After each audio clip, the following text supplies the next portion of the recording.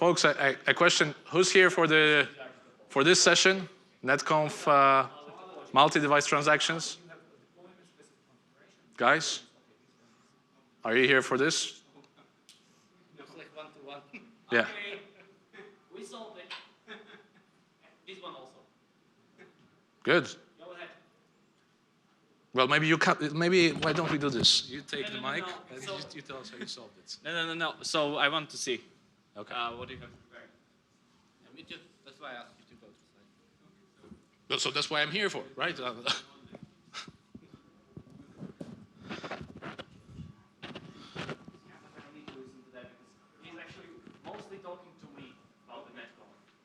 Well, whoever is interested, I'm talking to. But first of all, I want to convey the problem, right?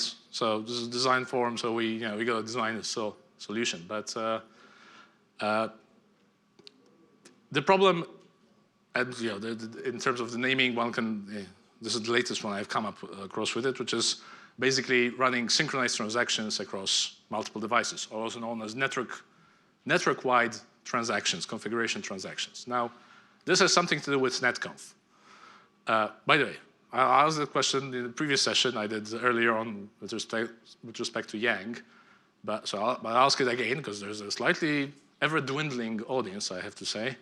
But how many people have played with Netconf mounts on ODL, mounted Netconf devices? Okay, at least a few.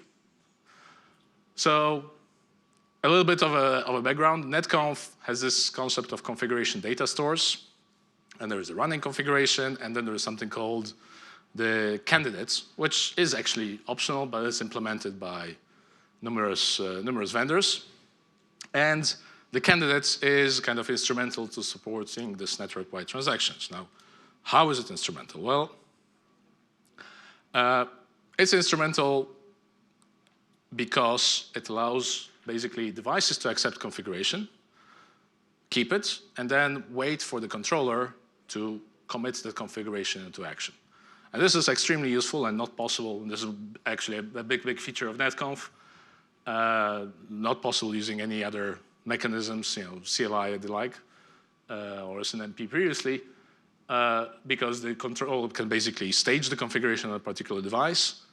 And in this example, I'm saying, we have, let's say, a VPN that needs to be set up between these nodes on site A and site B, and for whatever reason, let's say it also affects the east router. And the controller can basically go and say, okay, Mr. North, here's the configuration. Mr. West, here's the configuration. Mr. East, here's the configuration. And if all those three routers have actually accepted it, then it goes commit, commit, commit, and the configuration is committed on all three. This, of course, solves the nasty problem of having to do the configuration on committed configuration first on device, let's say, North, only for some other subsequent action on another related node like West or East fail, and then having to back out configurations that are incorrect. And this is the bane of NMS solutions and systems in general. The way this is done is, of course, that the validation happens through the candidate's data store, and if the commit doesn't arrive, basically it's dropped, right? So this is basic Netconf behavior. Now, with ODL, we have a Netconf client, Netconf protocol, great. We support Netconf mounts, fantastic.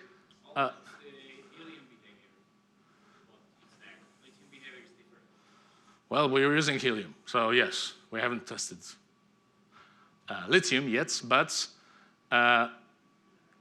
basically, currently, at least what we've experienced was that, and I did send you the slides for review, but I haven't heard anything. So the way the Netconf, at least mounted API works, is that the configuration is sent to the device only upon when you actually the code executes a commit, or sorry, a submit, or yes, a commit. a transaction commit. So I have some sample code down there. So basically, you begin a transaction, you put some configuration data, and you commit. And there is nothing else in the API that says, stage or commit or anything hinting that there is that Netconf capability underneath that should be used. So really, and protocol-wise, the configuration is actually done against the candidate data store, so great, but it's committed immediately. So there's no way chance to roll back. So in a trace example, actually this, for some reason, should be animated, but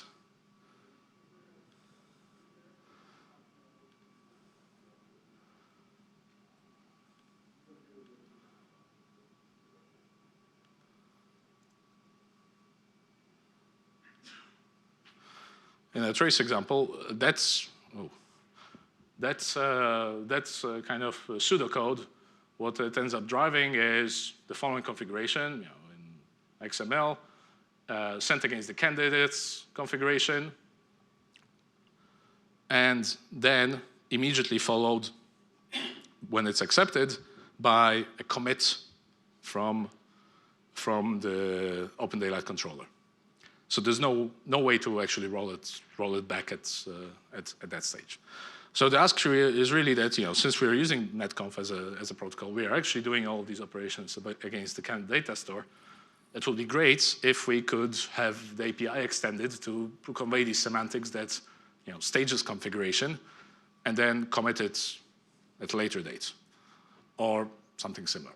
So in order to support these multi-device transactions. Now, there are plenty of other errors that can occur with these situations, but I think at least this is a basic feature or API extension that we should consider.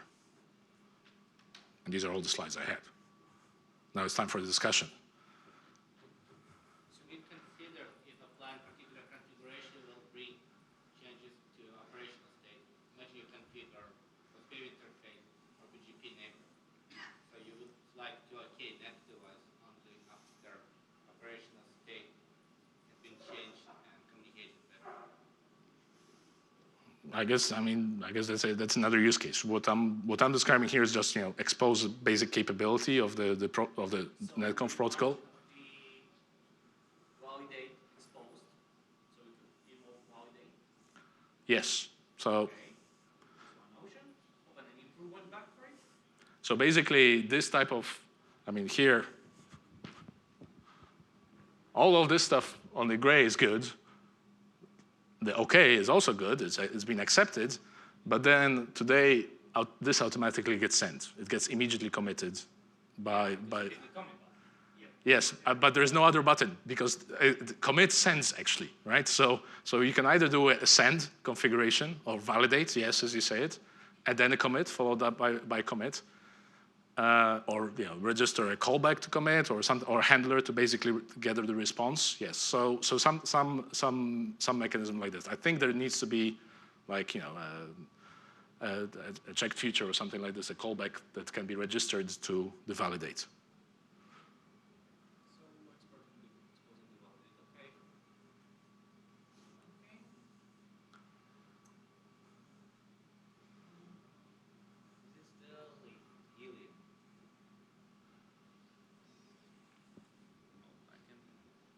I have the validate for ground for on the lithium, but not on the helium.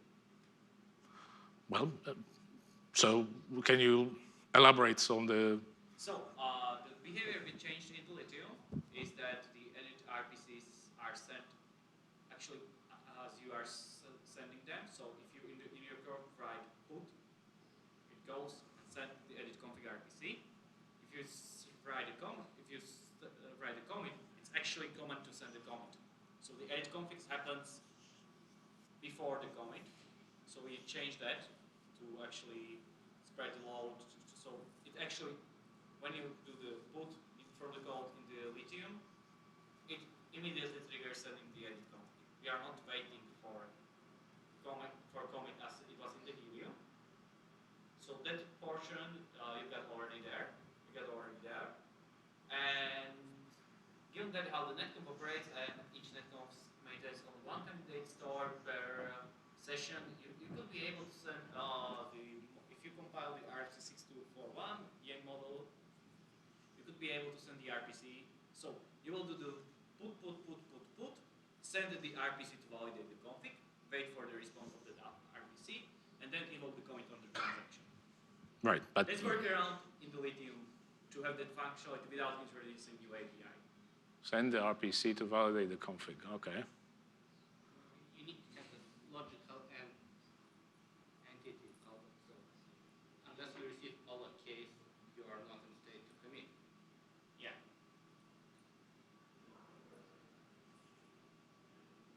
As long as there's one false, you're at fault. What happens after if there is an error on any of the puts today in this behavior? It immediately gets propagated to you as an error, as an exception.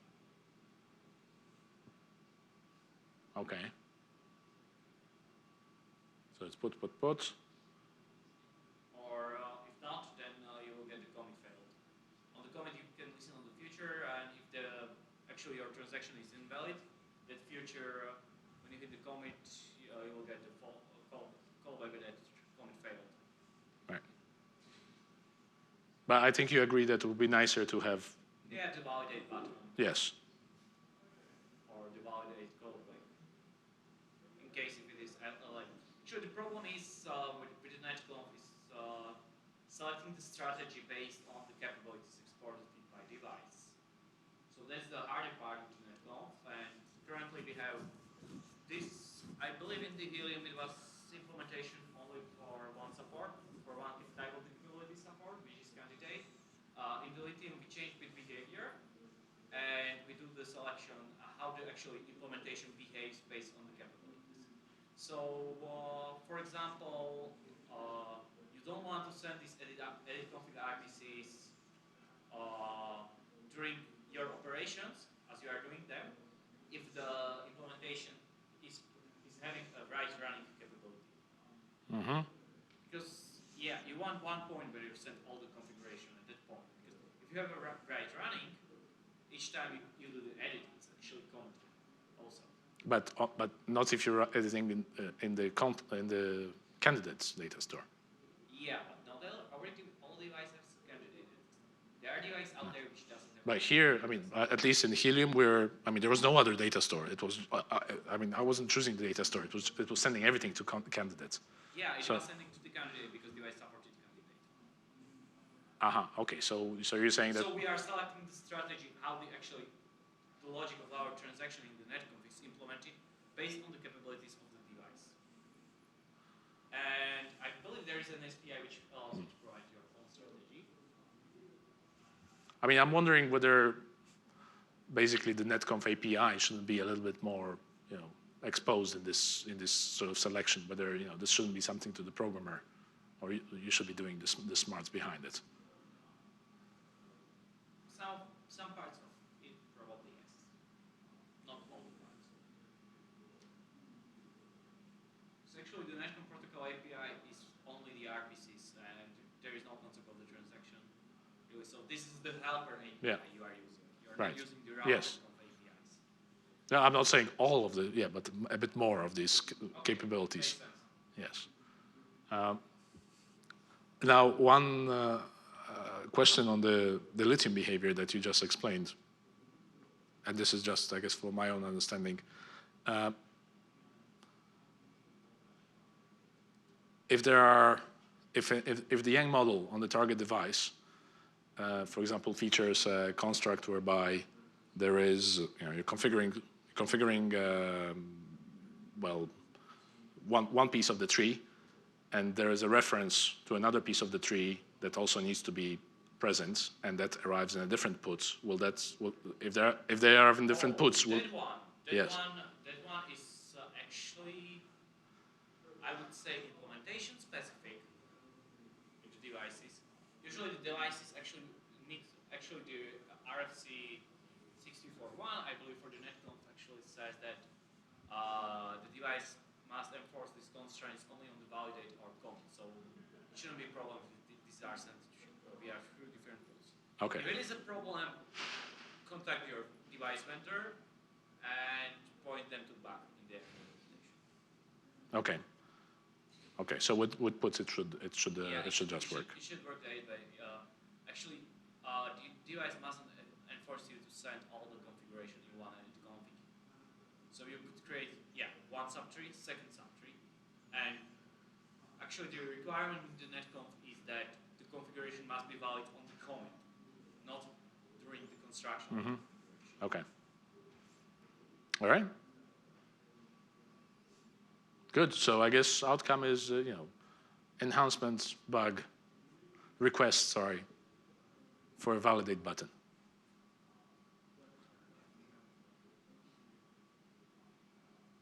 Thank you.